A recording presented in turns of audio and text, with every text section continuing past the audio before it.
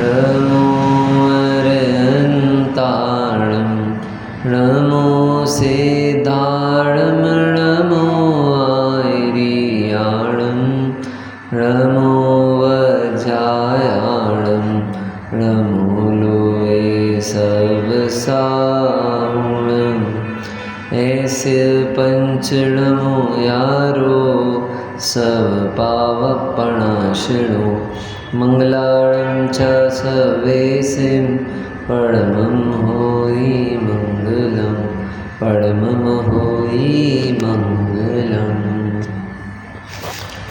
गीतराग विज्ञान पाठमाला 1 पाठ 4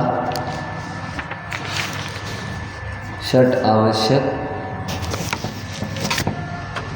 इसमें संयम नाम के आवश्यक की अपन चर्चा कर रहे थे।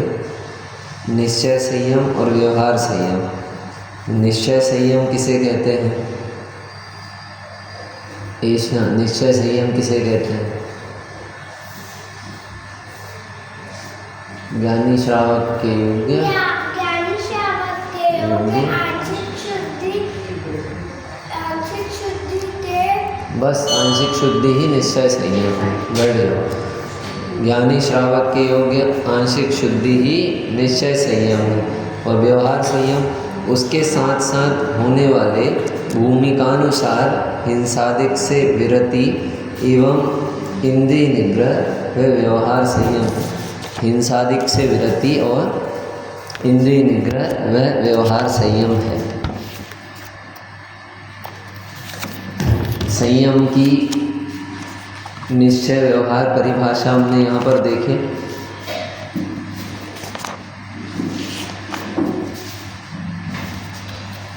देखो, संयम किसे कहते हैं और अपन समझते हैं, अपना उपयोग पर पदार्थ से समेटकर आत्मसम्मुख करना, अपने में सीमित करना, ये निश्चय संयम है। अपना उपयोग पर पदार्थ से समेटकर आत्मसन्मुख करना, अपने में समेटना वह निश्चय संयम है। और 5 व्रतों का धारण करना, 5 समिति का पालन करना, क्रोधादिक कषायों का निग्रह करना, मन वचन काय तीनों दंडों का त्याग करना और 5 इंद्रिय के विषयों को जीतना, ये व्यवहार संयम है। और संयम की जब भी चर्चा होती है तो संयम के साथ सम्यक्त का अविनाभावीपना है, ये हम समझ लें। बिना सम्यक्त के संयम नहीं होता है। बिना सम्यक्त के जिसे संयम मान के हम अंगीकार करेंगे, उसका जो संयम का फल मिलना है वह फल हमें मिलेगा नहीं। 2 प्रकार के संयम की पिछले बार भी चर्चा करे थे। एक है इंद्रिय संयम और दूसरा प्राणी संयम। इंद्रिय संयम और प्राणी संयम। इंद्रिय संयम क्या है कि 5 इंद्रिय के विषयों से विरक्तता, ये इंद्रिय संयम है। और प्राणी संयम यानी 6 काय के जीवों की विराधना को टालना, ये प्राणी संयम है। इंद्रिय संयम यानी 5 इंद्रिय के विषयों की प्रवृत्ति को रोकना, 5 इंद्रियों में जाते हुए उपयोग को रोकना, 5 इंद्रिय के विषयों की प्रवृत्ति में सिमटना, ये हो गया इंद्रिय संयम। और 6 काय के जीवों की विराधना को टालना, ये हो गया प्राणी संयम। और ये इंद्रिय संयम और प्राणी संयम सहित जो यात्रा प्रारंभ होती है वो कहाँ से होती है कि जब कोई एक देश रूप से इनका त्याग करता है तो वो कहलाता है देश संयम, और कोई पूर्ण रूप से त्याग कर देता है वो कहलाता है सकल संयम। अपन ये भी कह सकते हैं कि जो देशव्रती हैं, देश संयमी हैं, उन्होंने इंद्रिय संयम और प्राणी संयम को एक देश रूप से अंगीकार किया है। और जो सकल संयमी है उन्होंने इंद्रिय संयम और प्राणी संयम को सकल रूप से अंगीकार किया है, पूर्ण रूप से अंगीकार किया है। लेकिन दोनों ही देश संयम और सकल संयम में इंद्रिय संयम और प्राणी संयम ही आएंगे। और इंद्रिय संयम और प्राणी संयम में इसका उल्टा करें तो इंद्रिय असंयम से प्राणी असंयम होता है। 5 इंद्रियां हैं, कौन कौन सी हैं अंकल जी? स्पर्शन, रसना, घ्राण, चक्षु और कर्ण, 5 इंद्रियां और 6 काय के जीव हैं। कौन से 6 काय के जीव हैं? कि एक तो स्थावर 5, और त्रस। 5 स्थावर कौन कौन से? जल, अग्नि, वायु, वनस्पति और पृथ्वी। जल, अग्नि, वायु, वनस्पति और पृथ्वी, ये 5 का एक इंद्रिय स्थावर जीव हो गए। और इसको छोड़कर जो त्रस जीव हो गए, 2 इंद्रिय, 3 इंद्रिय, 4 इंद्रिय और 5 इंद्रिय। तो 5 स्थावर और एक त्रस, ये हो गए 6 काय के जीव। और इन 6 काय के जीवों की विराधना को टालना, ये हो गया प्राणी संयम। और 5 इंद्रिय स्पर्शन, रसना, घ्राण, चक्षु, कर्ण, इनके विषयों का त्याग करना, इनके विषयों की प्रवृत्ति का त्याग करना, ये हो गया इंद्रिय संयम। मैंने एक जगह पढ़ा था, साथ में 5 इंद्रिय प्लस मन, वो इंद्रिय संयम भी नहीं है। हाँ, सही है, 5 इंद्रिय और मन, क्योंकि ये जो प्रवृत्तियाँ होती हैं इसमें तीनों इंक्लूड हैं, मन, वचन और काया। इसलिए जब हमारे मुनि भगवंत इन दोषों का त्याग करते हैं या संयम को अंगीकार करते हैं, तो वे नवकोटि से इन दोषों को त्याग करके नवकोटि से संयम को अंगीकार करते हैं कि मन से भी इंद्रिय के विषयों में नहीं प्रवर्तेंगे, मन से भी प्राणी का घात नहीं करेंगे, वचन से भी इंद्रिय के विषयों में नहीं प्रवर्तेंगे, वचन से भी प्राणी का घात नहीं करेंगे, काय से भी इंद्रिय के विषयों में नहीं प्रवर्तेंगे और काय से भी प्राणी का घात नहीं करेंगे। क्योंकि सबसे ज़्यादा जो असंयम होता है काया से तो कम होता है, यद्यपि काया से भी असंयम बहुत होता है, लेकिन काया से कम होता है। उससे ज़्यादा होता है वचनों से, और उससे भी ज़्यादा होता है मन से। और मूल रूप से देखें तो अंदर जो अज्ञान है, मिथ्यात्व है, वह मिथ्यात्व ही असंयम की जड़ है। जब सम्यक्त होता है तो सम्यक्त होने के बाद कालांतर में और कषायों का अभाव होता है, 2 कषाय चौकड़ी का अभाव होता है, और फिर संयम जागृत होता है।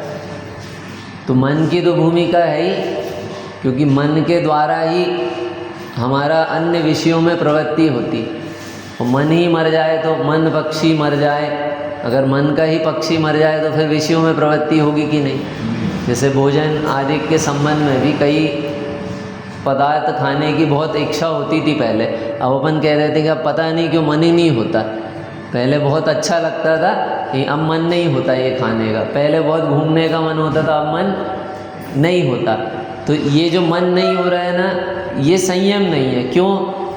क्योंकि संयम का एक हिस्सा जो मन बाहर नहीं लग रहा वो तो है ही, लेकिन दूसरा हिस्सा ये है कि अंदर लगे। तो वहाँ पर बाहर तो नहीं लग रहा है, वो तो ठीक है, लेकिन अंदर लग रहा है कि नहीं, अपने आत्मा की ओर लग रहा है कि नहीं, अपने में आनंद आ रहा है कि नहीं आ रहा, तो इसका मतलब इसका नाम संयम नहीं। लेकिन होगी यही प्रोसेस, आप जो कह रहे हैं ना फूफा जी, हो गए कि मन के द्वारा जो पंच इंद्रियों में प्रवर्त रहे हैं, तो वह पंच इंद्रियों में प्रवर्तना भी बंद हो जाएगा। तो इस तरह से इंद्रिय संयम और प्राणी संयम, और इंद्रियों का असंयम होने पर ही प्राणी असंयम होता। आप देखो जितने लोग अभक्ष भक्षण कर रहे हैं तो वो प्राणियों का घात कर रहे हैं, आलू खा रहे हैं, जमीकंद खा रहे हैं, रात्रि भोजन कर रहे हैं, अनंत जीवों का घात हो रहा है।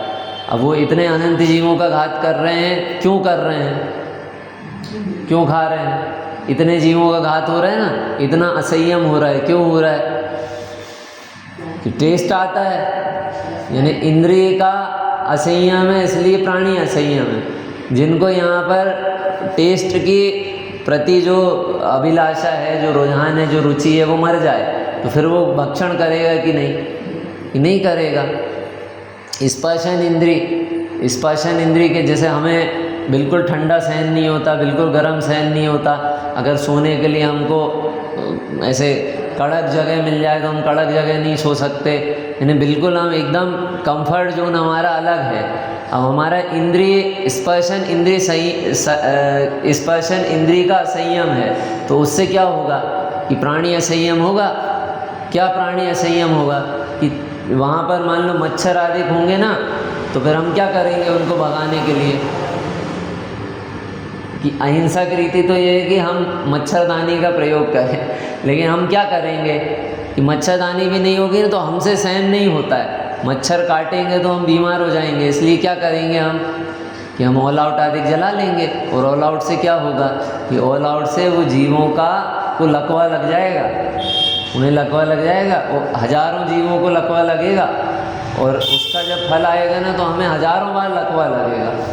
तो फल का तो विचार नहीं करते हैं, और इंद्रिय असंयम के कारण प्राणी असंयम होता है, जबकि कुछ नहीं होता है। बिल्कुल सही बता रहे हैं आप, जिनवाणी के आलोक में विचार करो, कभी मच्छर के काटने से मलेरिया नहीं होता।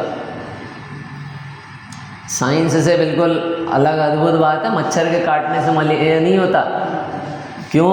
क्योंकि मच्छर मुनि भगवंतों को वन खंड आदिक में अनेकों काटते हैं, और कर्म सिद्धांत के अनुसार रोग आदिक का आने का कारण पहले जब अंतरंग निमित्त मिले तो बहिरंग निमित्त आरोप आता है। अगर अंतरंग ही निमित्त नहीं हो तो बहिरंग निमित्त, या ये कहें कि अंतरंग कारण नहीं हो तो बहिरंग निमित्त नाम नहीं पाता। तो अंतरंग में तो रोग आदिक का क्या कारण है? बीमारी काय के कारण होती है? ठंडा खाने से सर्दी होती है कि नहीं? ठंडा खाने से सर्दी होती है कि नहीं? कि जब असाता वेदनी का उदय हो और सर्दी नाम का रोग हो जाए तब आरोप आता है ठंडे के ऊपर।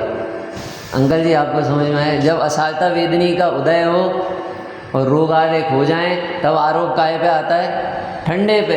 तो घर के 4 सदस्यों ने एक साथ मिलकर भोजन किए, तो बाकी के 4 सदस्य में से 3 सही हैं, वो एक बीमार हो गया। तो काय के कारण बीमार हुआ? भोजन के कारण हुआ। ठंडी ज़्यादा थी, गर्मी ज़्यादा थी, कि कुछ नहीं, वह जो असाता का उदय था ना उसके कारण बीमार हुआ। तो वह असाता का जो कर्म है जिसके उदय में बीमार हुए, वो बंधता काय से है? कि वो पर को पीड़ित करने से बनता है। सूत्र जी में पढ़े थे, पर को पीड़ित करने से वह असाता कर्म बनता है। और पर को पीड़ित करना क्या है? यही तो है मच्छर को मारना, दूसरे जीव का घात करने, पर को पीड़ित करना है। अब उसको पीड़ित कर रहे हैं और हम रोग आदिक का कारण खुद मान रहे हैं, और फिर सोच रहे हैं कि हमको रोग आदिक नहीं हो। हम तो उनकी भी रक्षा का परिणाम करें। हमें तो ये लगना चाहिए कि एक बूंद तो खून पी रहे हैं, एक बूंद तो ले रहे हैं, और हम उनके प्राणों का घात कर लें। और बीमार होंगे तो असाता के उदय से। यही कर्म सिद्धांत हमें अंदर से बल देते हैं। बीमार होना नहीं होना ये हमारे कर्मोदय के अनुसार होगा, ये बाहर के कारण से होगा नहीं। तो फिर जहर खा लो। अब कोई ये बात सुने तो उसका ऐसा लगे फिर तो आप जहर खा लो, मरना होगा तो मरेंगे। अरे जब मरना होगा तभी जहर खाने का परिणाम आएगा। जब मरना होगा तभी जहर खाने से मरते नहीं हैं। यानी कई औषधियों में भी कुछ मात्रा में जहर डाला जाता है, पता है आपको? जो ये वैक्सीन रखती है ना, वो वैक्सीन में उसी जाति के जीवाणु होते हैं। किसी में मृत होते हैं, किसी में मृत और जीवित होते हैं, किसी में जीवित होते हैं। उसी जाति के होते हैं। जो रोग की वैक्सीन लगाई जा रही है उसी रोग के जीवाणु, और अंदर पहुंच के वही रोग प्रतिरोधक क्षमता बढ़ा देते हैं। आप समझे? इसका अर्थ ये है कि हमने जो स्पर्शन इंद्रिय के असंयम किया उसके कारण हमारा प्राणी असंयम भी होगा। हमें गर्म पानी चाहिए, हम ठंडे से नहीं नहा सकते। अब कहीं पर छने पानी की व्यवस्था नहीं हो तो हम कौन सा पानी उपयोग करें? कौन सा उपयोग करें? छने पानी की व्यवस्था नहीं है तो अपन ने कोई सा भी अनछना पानी गर्म किया और उपयोग कर लिया। अब हमारे इंद्रिय असंयम है ना, स्पर्शन इंद्रिय का संयम, तो क्या होगा? प्राणी असंयम होगा, भयंकर पाप पड़ेगा। यानी हमारे घरों में गीजर के पॉइंट भी नहीं होना चाहिए। बिल्कुल सच्ची बात है, नहीं होना चाहिए। क्यों नहीं होना चाहिए? कि हम पाप की परंपरा को भी ना छोड़ें। छोड़ना ही नहीं है। जो उपयोग करना है, छने पानी हमारे सामने, हमारे जीवित रहते में छने पानी को गर्म करो, उस छने पानी से नहाओ। बाद में हमारे जाने के बाद या तुम्हारी ज़्यादा बुद्धि चले तो तुम्हें जैसा करना हो वैसे प्रवर्तना, ये हम अपने रहते में इस तरह के कार्य करेंगे नहीं। क्यों करना है? हम थोड़ी मेहनत करें ना। जो प्रमाद होता है ना, ये प्रमाद के कारण हम अपने जो संयम है इसका, या ये तो बहुत समझ लो आप व्यवहारिक संयम की चर्चा है। अभी यहाँ पर तो देशव्रत और महाव्रत की चर्चा ही नहीं है, ये तो श्रावक के छठ आवश्यक है। तो यहाँ पर जो चर्चा है ना, तो जरा से प्रमाद के कारण हम असंयमित हो जाते हैं। जैसे हमें पानी पीना है, अब हम पानी कैसे पिएं? तो उसके 2 तरीके हैं। एक तो वहाँ जो नल लगा है वहाँ पर जो व्यवस्था है सीधे ग्लास में भरे और उठा के पी गए। और दूसरा क्या है कि दूसरा हमारे पास रखा है बैग में छन्ना, अब वो छन्ना हम निकालेंगे, पानी भरेंगे, उसकी जीवानी डालेंगे, फिर हम पानी ग्लास में लेके और पिएंगे। अब दोनों में से सरल कौन सी लगती है फूफा जी? सरल कौन सी है? नल से सीधा लेने की सरल है। और सस्ती कौन सी है? छान के पीना सस्ती है, बहुत महंगा सौदा है, ये बहुत महंगा सौदा है। इसलिए कहीं कोई परेशानी नहीं। अगर आपने एक बार विचार कर लिया ना कि मुझे अपने जीवन में संयम को अंगीकार करना है, जो यहाँ व्यवहारिक संयम की चर्चा है कि हमारे इंद्रियों के विषयों का निग्रह और प्राणियों के प्रति दया, अगर हमने विचार कर ली कि मुझे ये करना है तो कहीं कोई कठिनाई नहीं होगी, कहीं कोई कठिनाई नहीं होगी, कहीं आपके भोजन के लिए परेशानी नहीं होगी, पानी के लिए परेशानी नहीं होगी, क्योंकि ये सारी जितनी व्यवस्थाएं हैं ना कर्मोदय के अनुसार हैं, कर्मोदय अनुसार है। हमारी भावनाएं अगर प्रबल हों तो चाहे जहाँ पानी भोजन की शुद्ध व्यवस्था बन सकती है, और नहीं भी बनेगी तो हम चूँकि अंतरंग भावना से इनका पालन करते हैं तो हमें कहीं पर भी परेशानी होगी नहीं। आप कहीं बाहर जाते हैं और आपको रात्रि में भोजन नहीं करना है तो आप क्या करते हैं? जी आप क्या करते हैं? आप है ना, तो अपन क्या करते हैं, पहले से डब्बा लेके जाते हैं। कहीं पर भी आपके पास भी मौके पड़े होंगे, आप कई बार गए बाहर, सबके साथ जा रहे हैं, अपन अपना डब्बा ले गए, डब्बा खोल के खाने लगे। अब अपन को 2 दिन के लिए कहीं जाना हो तो हम क्या करेंगे 2 दिन के लिए? कि अपनी व्यवस्था बना के जाएंगे। जैसे तीर्थ यात्रा में जा रहे हैं तो व्यवस्था बना के जाते हैं, विवाह में जा रहे हैं तो हम अपनी व्यवस्था से जाएंगे, और अपनी व्यवस्था के कारण कितने स्वतंत्र रहेंगे कि वहाँ बाकी के लोग हैं वो परेशान हो रहे हैं कि यार भूख लग गई है, बताओ 12 बजे पांडाल लगेगा, 1 बजे से खाना चालू होगा, और हमें 10 बजे भूख लगी, हमने अपने 10 बजे डब्बा खोले सुबह, है ना, दिन के समय में 10 बजे खोले डब्बा, अपना भोजन कर लिए, तो कितनी स्वतंत्रता है। तो इसलिए प्राणी असंयम इंद्रिय असंयम के कारण होता है ना। स्पर्शन रसना, अब रसना इंद्रिय का असंयम यानी क्या है कि मुझे मुख में अच्छा स्वाद चाहिए, अच्छा टेस्ट चाहिए। अब वो टेस्ट के लिए हम क्या करेंगे कि 10 लाख वनस्पति हैं, अब वो 10 लाख वनस्पति में हमारी कोई लिमिटेशन नहीं है। आपको कौन सा थाली में परोस दिया जाए, हम तो शाकाहारी हैं ना, तो शाकाहारी का हम जितनी भी शाक है, जितनी भी वनस्पति है, उनका हम सेवन कर सकते हैं, ठीक है। तो अब वो 10 लाख वनस्पति है, तो आप कौन कौन सी खा सकते हैं भैया? कौन कौन सी, कितनी खा सकते हैं? कौन कौन सी तो बाद में, भाभी कितनी खा सकते हैं अपन जीवन भर में? 10 लाख में से कितनी खाएंगे?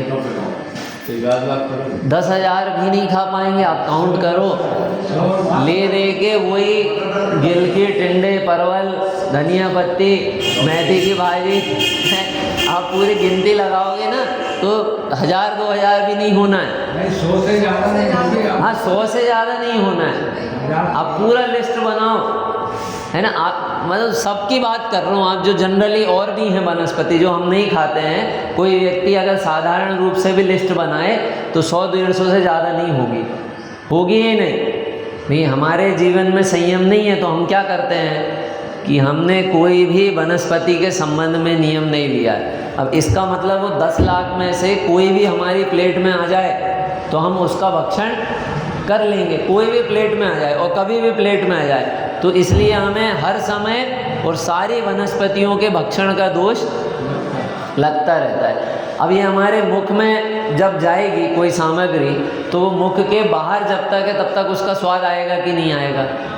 राहुल भी नहीं आएगा। और गले के नीचे उतरी तो स्वाद आएगा कि नहीं आएगा? गले के नीचे उतर गई नहीं आएगा। और मुंह में कितनी देर तक स्वाद आता है? 5 मिनट, 2 मिनट, पता 10-5 सेकंड का स्वाद आता है। वो 10-5 सेकंड के स्वाद के चक्कर में अगर उस वस्तु में अनंत जीवों का घात हो रहा है तो उसका पाप भी मुझे लगेगा और फल भी मुझे आएगा। लेकिन वो स्वाद के चक्कर में, रसना इंद्रिय के असंयम के चक्कर में, वह जो प्राणी असंयम है यानी अनंत जीवों का जो घात हो रहा है वो असंयम भी हो जाता है। बड़े पंडित साहब एक बात कहते थे कि असंयमित जीवन बिना ब्रेक की गाड़ी है। भैया बिना ब्रेक की गाड़ी का साथ क्या होता है? क्या होगा? एक्सीडेंट, कहीं भी जाके घुस जाएगी। ऐसे ही असंयमित जीवन कैसा है? बिना ब्रेक की गाड़ी है। हर पूरी चारों गतियों में से एक मनुष्य गति का जीव ऐसा है जो पूर्ण रूप से संयम को धारण कर सकता है। ऐसे देश संयम तो त्रियंचादिक को भी हो सकते हैं, ये मनुष्य गति का जीव ऐसा है जो पूर्ण संयम धारण कर सकता है। अकेले संयम धारण नहीं, सम्यक तो पूर्वक जब संयम धारण करता है तो वह संयम का फल निर्वाण भी प्राप्त कर सकता है। यानी यहीं से हम सभी मनुष्य गति के जीव यहाँ से मनुष्य अकेले नहीं भगवान भी बन सकते हैं। संयम से भी अभी शुरू में चर्चा हो गई है सिमटना अपने। हाँ, यहाँ पे अगर चर्चा करेंगे ना तो ये विवेक पूर्वक पांचों इंद्रिय के विषयों में विवेक पूर्वक प्रवर्तना, विवेक पूर्वक विचार पूर्वक, और विवेक विचार पूर्वक प्रवर्तेंगे तो जो प्राणी असंयम यानी 6 काय के जीवों का जो घात होना है, प्राणी जो मरने वाले हैं हमारे निमित्त से, उन प्राणियों के मरने के पाप से भी हम बच जाएंगे। देखो स्पर्शन, रसना, घ्राण, अब हमारे नाक में अच्छी खुशबू आना चाहिए, बदबू नहीं आना चाहिए। आप समझे? बदबू और खुशबू की कोई क्राइटेरिया नहीं है। जिसे हम बदबू मान रहे हैं वही दूसरे के लिए खुशबू हो सकती, और वही खुशबू दूसरे के लिए बदबू हो सकती है। इसलिए दुनिया में इतने तरह के सुगंधी के पदार्थ चल रहे हैं। एक व्यक्ति ने सुगंध के लिए कुछ लगाया और दूसरे व्यक्ति को प्रॉब्लम होने लगती, सिर चढ़ने लगता है। ऐसा होता है क्यों? क्योंकि वो उसके लिए परेशानी का कारण है। और हम मान रहे हैं जैसे सुगंध, जिसे हम दुर्गंध मान रहे हैं, जो दुर्गंधित पदार्थ मान रहे हैं, वो पशु उसको सूंघ के जा रहे हैं, पशु उसको भक्षण कर रहे हैं। सूकर मल का भक्षण करती, कुत्ता वमन का भक्षण कर लेता है।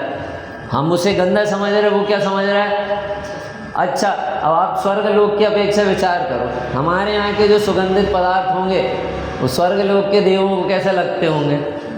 बोलो, बिल्कुल वैसे ही लगते होंगे जैसे जो हमें यहाँ दुर्गंधित लगता है वो सूकर को इष्ट लगता है। वैसे ही वहाँ पर जो हमको सुगंधित लग रहा है ना, वो कैसा लग रहा होगा उनको कि क्या बेकार की चीज़ें लेके बैठे हैं।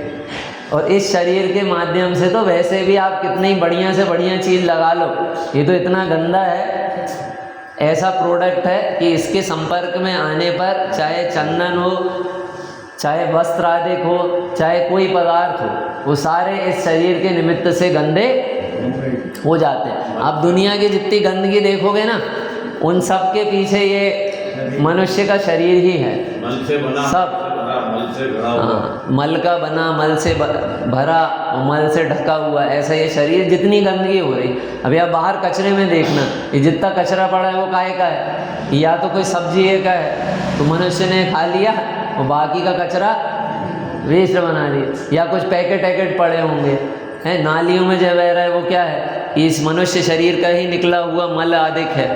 यानी जितनी भी वेस्टेज देखेंगे ना, वो सारी इस शरीर के माध्यम से हो रही। अब इसे हम सुगंधित करना चाहें या वातावरण सुगंधित करना चाहें तो क्या होगा कि ये इंद्रिय असंयम के चक्कर में प्राणी असंयम हो जाएगा।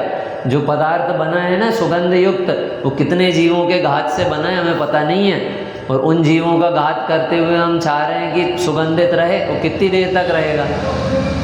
ऐसा लिखा हुआ आता है ना उसमें 24 घंटे फ्रेगनेंस, तो रहती है कि नहीं 24 घंटे?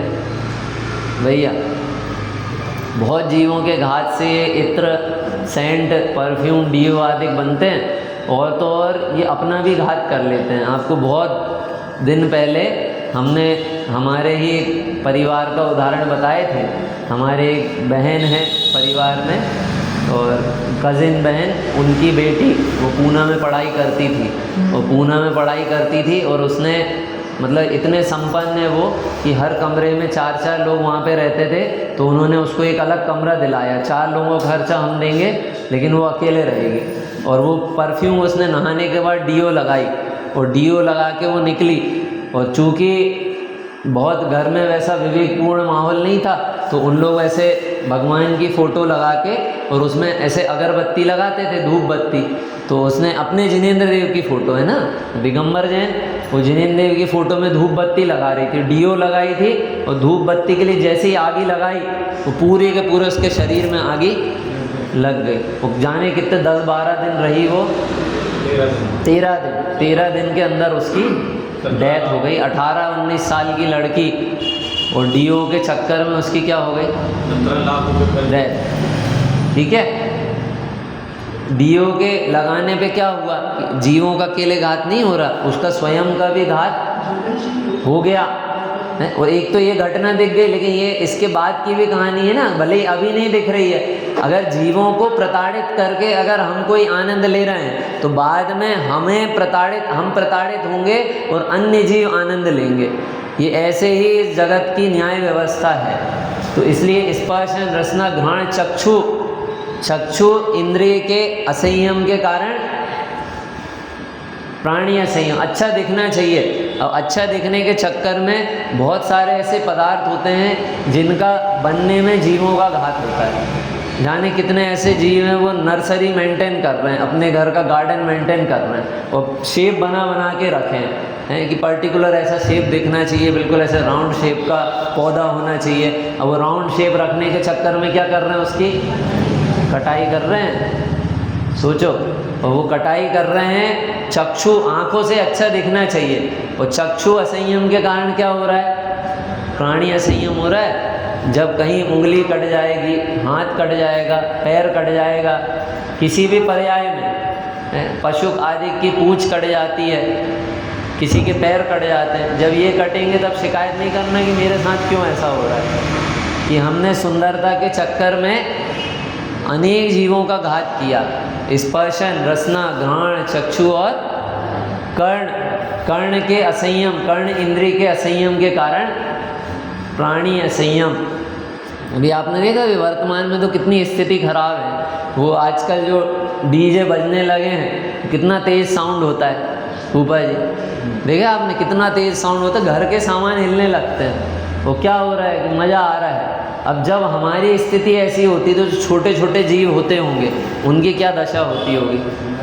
अब विचार करो, जब हम पटाखे फोड़ते हैं या फोड़वाते हैं या फोड़ने की अनुमोदना करते हैं, वो छोटा सा बम लगा, वो ब्लास्ट हुआ और हमें बहुत प्रसन्नता हुई, कितना बढ़िया, और हम खुश हो रहे हैं। आप सोचो, जिस तरह से कोई आतंकवादी एक जगह बम ब्लास्ट करता और हज़ारों जीव मर जाते हैं, उस तरह का ये काम हमने नहीं कर दिए क्या।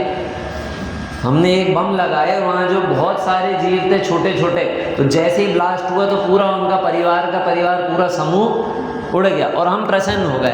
तो ऐसी एक ऐसी स्थिति बाद में बनेगी, कहीं और ब्लास्ट होगा और हम उड़ जाएंगे, तो बाकी के जिसने ब्लास्ट किया उन लोग प्रसन्न होंगे कि मिशन सक्सेस। ये कर्म की बहुत प्यारी व्यवस्था है। इसको समझने से हमें अंदर से ये समझ में आना चाहिए कि 5 इंद्रिय के विषय, ये शरीर जिसमें 5 इंद्रिय का प्रसार है, इसके निमित्त से मुझे जीवों का घात नहीं करना है। क्या करूँगा, 10, 20, 50 साल बढ़िया यहाँ डिशेस खा लूँगा आलू आदि जमी कंद से, और उसके बाद फिर अगर मुझे नरक आयु बंध गई तो कम से कम 10,000 साल तक मुझे पानी की और खाने की एक बूंद भी नहीं मिलेगी, मिनिमम 10,000 साल। अब आप घबरा जाओगे। सोचो, यानी आपकी मम्मी बोले या घर वाले बोले कि आज बढ़िया जो तुम्हें पसंद है ना वो बना के खिलाएंगे, अंकल जी जो फेवरेट डिश है ना वो जितनी बोलोगे उतनी खिलाएंगे, तुम आइसक्रीम बोलो आइसक्रीम खिलाएंगे, जो मिठाई चाहिए जो जितनी इच्छा हो उतनी खिलाएंगे, लेकिन उसके बाद 1 महीने तक भोजन नहीं देंगे। किस किस को खाना है? अरे कौन खाएगा, अभी तो मिल जाएगी और 1 महीने तक तो मिलेगी नहीं, तो कौन खाएगा ऐसे कि 10, 20, 50 साल तक तो जो आ रहा है थाली में सब बिना विवेक के भक्षण कर लिए, और उसके बाद फिर 10,000 साल तक डंडे खा रहे हैं, एक भी खाने को नहीं मिल रहा है दाना, पीने को पानी नहीं मिल रहा है। इसलिए बहुत विचार का और विवेक के लिए हमें मनुष्य पर्याय मिली है। जो विचार नहीं करता है उसमें और जिसको मन नहीं मिला है, ऐसे असैनी में दोनों में कोई फ़र्क नहीं है। राहुल भैया, जो हमें मन मिला है ना वो काहे के लिए है, वो विचार करने के लिए। अगर हमने विचार ही नहीं किया तो फिर मन मिलना और नहीं मिलना एक बराबर है। और दूसरा, कि अगर हमने सम्यक विचार नहीं किया, अगर सही विचार नहीं किया, ऐसा विचार नहीं किया जिससे मेरा हित हो, तो फिर हमें आगे भविष्य में मन मिलने की संभावना क्यों मिलेगी? जब कहाँ यूज़ ही नहीं किया, उसका मिसयूज़ किया, तो मिसयूज़ करने पर वो वस्तु मिलती नहीं है। तो इसलिए संयम की यहाँ पर जो परिभाषा दी है वो बहुत अच्छे से अपन समझकर फिर आगे बढ़ेंगे। देखो क्या लिखा है,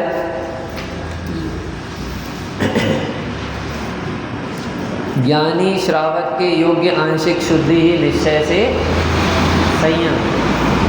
ज्ञानी श्रावक के योग्य आंशिक शुद्धि ही निश्चय से संयम है, यानी पंच इंद्रिय के विषयों में प्रवर्तते हुए मन को समेटकर उस मन में तत्व ज्ञान का, आत्मचिंतन का अवसर हम उत्पन्न करें और फिर हम अपने स्वरूप में मग्न हों।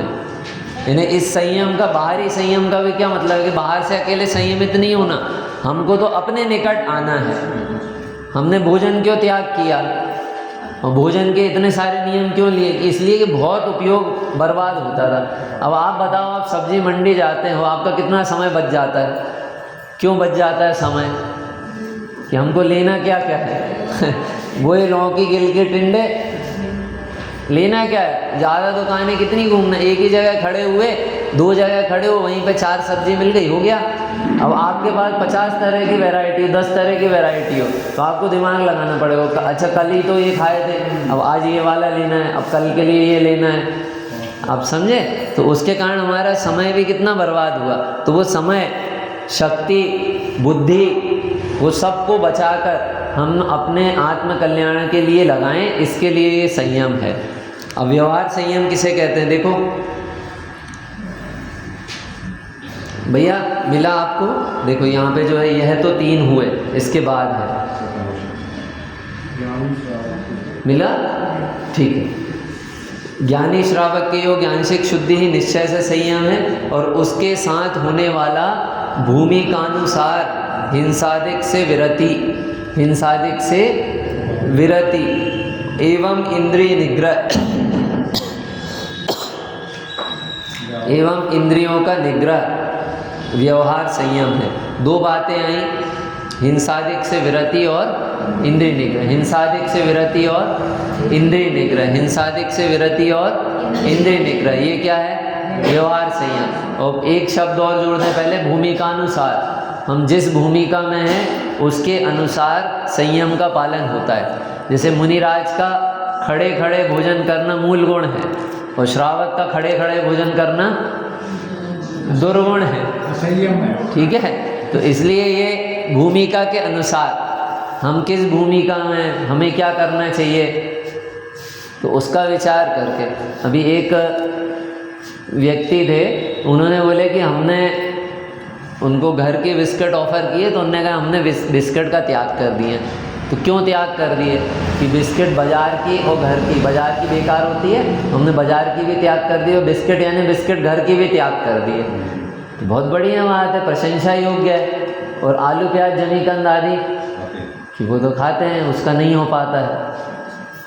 आप समझे कि ये भूमिका के अयोग्य त्याग है, त्याग का क्रम ऐसा नहीं है। और सच में विपिन भाई सब जो बात कहते हैं ना, ये अपने यहाँ पर भी कहते हैं, बहुत सुंदर बात है कि हमारी साइकोलॉजी के हिसाब से भी हम जितना सोच सकते हैं उतना कर सकते हैं। हमने सोच लिया है कि भैया हमसे नहीं होता है, तो आप जीवन पर्यंत, आखिरी में भी, मृत्यु समय में भी इस गफलत में मत रहना कि हम बूढ़े हो जाएंगे तो ये सब चीज़ें छूट जाएंगी। कुछ नहीं होता है ये। बुढ़ापे में जीवन भर जिसका रस होता है उसका रस तीव्र हो जाता है। जिसको जीवन भर जिनवाणी का रस है उसको बुढ़ापे में जिनवाणी का रस तीव्र हो जाएगा। जिसको भोजन का रस है उसको भोजन का रस तीव्र हो जाएगा। जिसको परिजनों से प्रेम है उसको बुढ़ापे में परिजनों से प्रेम बहुत हो जाएगा। जिसको बच्चे की बहुत चिंता है ना, वो बुढ़ापे में बच्चे ही बच्चा बोलेगा, कहाँ गया कहाँ गया। क्यों? क्योंकि उस समय सब चीज़ें एक साथ छूटती हुई दिखती हैं। और एक साथ छूटती हुई दिखती हैं तो ऐसा लगता है कि जितना अभी मैं ग्रहण कर सकता हूँ उतना तो मैं कर लूँ। आप देखना, जिसको जीवन भर पैसे की पकड़ होगी ना, उसको बूढ़े होते होते तक बुढ़ापे में और ज़्यादा पकड़ हो जाएगी। तो बुढ़ापे की उसमें हम नहीं रहें भरोसे में कि उस समय जाएंगे ना तो अचानक हम सारी चीज़ें छोड़ देंगे, कि नहीं अभी से हम अभ्यास करें और ये अभ्यास हमारे हित के लिए है, इससे किसी दूसरे का भला नहीं होने वाला है। और देखो कितना बढ़िया हमारा जीवन हो जाएगा कि हम इतने संयमित हो जाएंगे कि हमारी गतियाँ संयमित हो जाएंगी। हमारे ये जो संयमित होंगे ना, ये हमारी गतियाँ संयमित हो जाएंगी। सम्यक दृष्टि की गतियाँ बहुत सारी कुगतियाँ होती ही नहीं हैं। पहली डाल के आखिरी में लिखा ना, नहीं पहली डाल के आखिरी में नहीं, जहाँ सम्यक दर्शन का वर्णन है ना, उसमें लिखा है प्रथम नरक बिन षटभु ज्योतिष वान भवन षण नारी थावर विकलत्रय पशु में नहीं उपजत सम्यक दर्शन। सम्यक दृष्टि जीव, ज्ञानी जीव, आत्मानुभवी जीव, जिसने अपने स्वरूप को देखा जाना अनुभवा है, ऐसा जीव पशु नहीं होता, ऐसा जीव नपुंसक नहीं होता, ऐसा जीव हल्के स्वर्गों में नहीं जाता, ऐसा जीव पहले नरक के नीचे नहीं जाता। इतनी सारी गतियाँ उसकी क्यों बंद हो गई? क्योंकि उसे उस जाति के भाव ही नहीं हो रहे हैं, तो उस जाति का बंद कैसे होगा? ऐसी जब हमारा बाहर का ये संयमन हो जाता है तो हमें उन असंयम के कारण जिन गतियों में हम जा सकते थे, उन गतियों में हमारा जाना रुक जाता है। ठीक है, वृद्धावस्था में भोग की सामर्थ्य नहीं होने पर भी उसकी गृद्धता बढ़ती है, हाँ, उसकी लिप्सा बढ़ती है, सामर्थ्य कम हो जाती है और उसकी गृद्धता बढ़ती है। सब इंद्रिय शिथिल हो जाती है बुढ़ापे में और रसना इंद्रिय प्रबल हो जाती है। हमेशा ये रसना इंद्रिय अकेले नहीं, जिसको जिसका रस है, किसी को चक्षु इंद्रिय का रस रहा ना तो उसको आँख से देखेगा नहीं, उसको देखना पूरी दुनिया है, समझे? जिसको और किसी, जैसे समझ लो सामाजिक कार्यक्रम का रस रहा हो, जैसे शादी विवाह का रस रहा हो, तो पैर से भले ही नहीं चल पाए, लेकिन मन तो ऐसा होगा कि 10-20 बार बोल देगा कि वो तो पैर साथ नहीं दे रहे, नहीं तो हमको तो जाना था, हमको कोई ले जा लेता, कोई साधन बन जाता। आप समझे? क्योंकि वो रस है ना, बढ़ता है, शिथिलता आती जाती है और वो रस बढ़ता है। इसलिए हम क्यों ना उसको पहले से ही तोड़ने का प्रयास करें। और है ही नहीं आनंद, ये तो आनंद इसलिए लगता है क्योंकि हमने अपने आत्मीय आनंद का वेदन नहीं किए, इसलिए बाहर में आनंद लगता है। सौंफ खाते हैं या आंवला खाते हैं, उसके बाद पानी पीते हैं तो कैसा लगता है? जी जी, सौंफ और आंवला खाते हैं, उसके बाद पानी पिया आपने तो कैसा लगता है? मीठा लगता है। तो जब अपने को मिर्ची लग जाए तब क्या करना चाहिए? भाभी क्या करना चाहिए? मिर्ची लगे तो क्या खाना चाहिए अपने को? कि सौंफ खाओ फिर पानी पियो, कि वहाँ पर तो मीठा लगता है, लेकिन जो शक्कर गुड़ आदि होती है मीठे होते हैं, तो इसलिए जब भी मिर्ची लगेगी तो क्या खाएंगे? शक्कर गुड़ खाएंगे। ऐसे ये विषयों में सुख लगता है, विषयों में सुख होता नहीं है। सौंफ मीठी नहीं होती, आंवला मीठा नहीं होता, वो तो बाद में लगता है, होता नहीं है। ऐसे विषयों में सुख लगता है। अगर विषयों में सुख मिला होता तो हमें अनंत बार मिला है, और अभी जितनी सामग्री हम जुटाना चाह रहे हैं ना, इससे अनंत गुनी मिली है। और अकेले सामग्री नहीं मिली, उससे भोगने की सामर्थ्य भी मिली, लेकिन हमने बहुत लंबे समय तक, अरबों खरबों वर्ष तक, सागरों पर्यंत उसको भोगा, लेकिन कुछ भी तृप्ति मिली नहीं। और नहीं मिलती है तृप्ति, इसी का तो ये लक्षण है कि हमारे विषय बदलते रहते हैं, हम बार बार चेंज करते रहते हैं। जिनको तृप्ति मिल जाती है उनके विषय नहीं बदलते, इसलिए अरहंत सिद्ध भगवान अनंत काल तक आत्मा में मग्न रहेंगे। कितने समय तक मग्न रहेंगे? अनंत काल तक। क्यों? क्योंकि उनको ओरिजिनल आनंद मिल गया है, अब उनके विषय बदलेंगे नहीं। महंगा रोए एक बार, सस्ता रोए बार बार, इसलिए लोग कंपनी के प्रोडक्ट खरीदते हैं कि एक बार ले लिए तो उसके बाद लंबे टाइम तक चलना है, और हल्के ले लिए तो बार बार बदलते ही रहो, परेशान होते रहो, रिपेयरिंग करवाते रहो। तो ये जो भोगों का सुख है ना, ये हल्का है, इसलिए यहाँ पे तृप्ति नहीं होती है। आज सुबह हम खाएंगे, शाम की तैयारी, शाम को खाए दूसरे दिन की तैयारी, खाते खाते भी हमको कहीं और का याद आ रहा है कि उसमें उतना स्वाद नहीं, पिछले बार जो खाए थे ना, तो तृप्ति है कहाँ है इसमें भैया? बढ़िया कपड़े पहनेंगे हम, हमारे यहाँ कार्यक्रम होने वाला, बढ़िया कपड़े पहनेंगे, बढ़िया अच्छा खूब बढ़िया लगेगा, खूब आनंद आएगा, बढ़िया लगेगा। अपने घर का कार्यक्रम है, अपन ने पूरी तैयारी कर ली है, ड्रेस खरीद लिए, पूरा दिन भर का चार्ट बना लिए, ऐसे करेंगे वैसे करेंगे।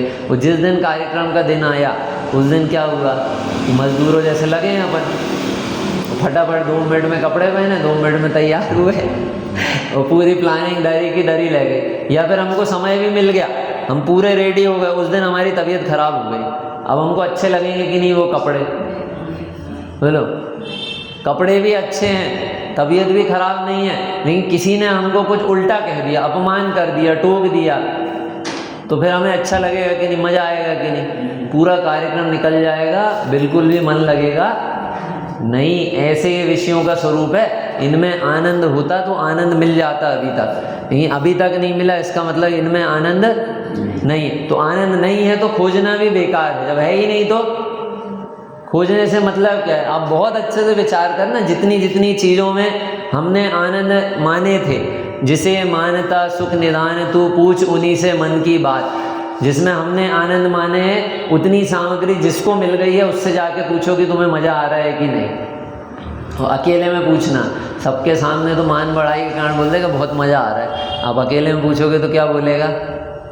बहुत परेशान। अरे बहुत परेशान है हमारी, हम जानते हैं, मतलब बिल्कुल सच कह रहे हैं। जाने कितने जो अधिकारी वर्ग के लोग हैं उनसे, या व्यापारी हैं अच्छे, करोड़पति अरबपति, 4 मशीनें लगी हैं, उनसे तक एकांत में बात हो चुकी है।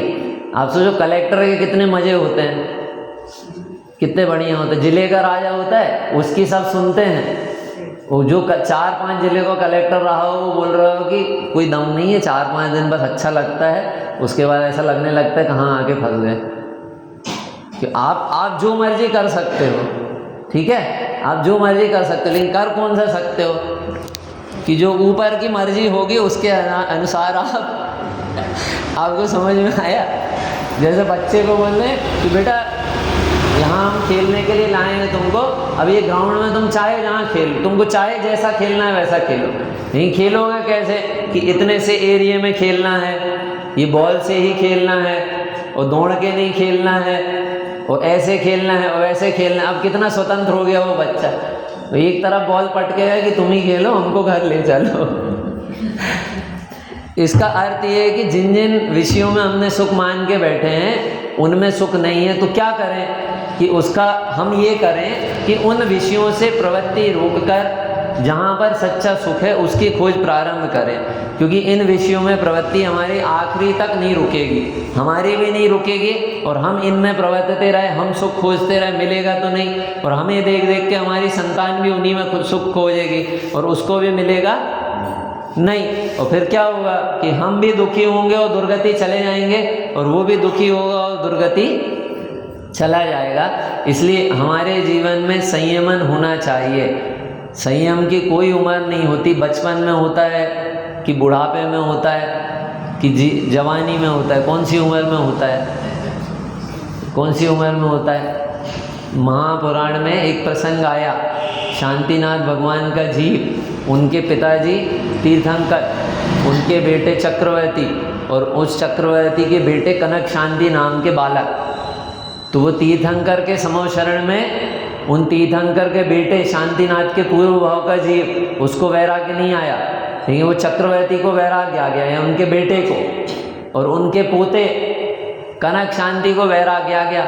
वैराग्य आके वो छोटी सी उम्र में दीक्षित हो गए, और जाके उन्होंने वहाँ पर आत्म ध्यान करे, वो भगवान बन गए।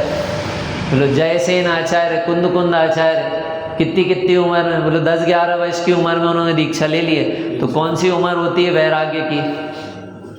कौन सी उम्र होती? आपने एक मुहावरा सुने, अकल बड़ी या, ये सब अपभ्रंश मुहावरे हैं, वो भैंस नहीं है उसमें।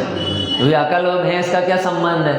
कोई संबंध नहीं है। अकल बड़ी या वयस, वयस यानी होता है उम्र, है ना? तो अकल बड़ी या उम्र, उम्र बड़ी है या अकल बड़ी है? यानी ये व्यक्ति की भले ही उम्र बड़ी है लेकिन इसकी अकल अभी भी वैसी है, या ये इसकी उम्र छोटी है, ये इसका बुद्धि विवेक बहुत जागृत है। तो अकल बड़ी या वयस, वयस है। तो ऐसे ही उम्र वैराग्य की कोई होती नहीं, अंत तक मग्न रहेंगे। मैं बिल्कुल सच कह रहा हूँ। जैसे ब्रह्मचर्य की कोई उम्र नहीं होती, कोई ये सोचे कि विवाह हो जाएगा तो हमारे अंदर ब्रह्मचर्य के परिणाम जाग जाएंगे, बिल्कुल खोटी बात है। विवाह होने के बाद भी अगर पहले शील के परिणाम नहीं है तो विवाह होने के बाद भी जगह जगह सुंदरता दिखेगी। अपने पुरुष को छोड़ के, अपनी स्त्री को छोड़ के अन्य की तरफ भी देखने का परिणाम आएगा, उनकी सुंदरता दिखेगी, अच्छाई दिखेगी।